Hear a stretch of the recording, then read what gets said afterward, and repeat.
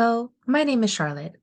On this video, I would like to show you how to create a new training program using Artintech ERP system. Currently, we are on the dashboard. From here, you will scroll down and click on Training Control. Then click on Training Programs. From there, you will go to New and click on New.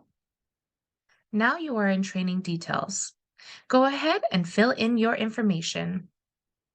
For training name, that will be the name of your training program. Once you put that in, you can go ahead and duration of time. Let's say the program will be 20 weeks. For type, I'm going to put in Eternal Classroom. The department, I will put in Quality. For the syllabus files, you could add it in here. Attachment box, you click on New and add any attachments you have.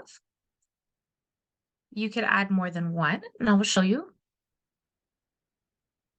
Now that I've added in my attachments, I will scroll down and I will write in my description. Once you are done your description, you can now go ahead and add in your learning objective. Now that I'm finished adding in my learning objective, I will go ahead and click Save.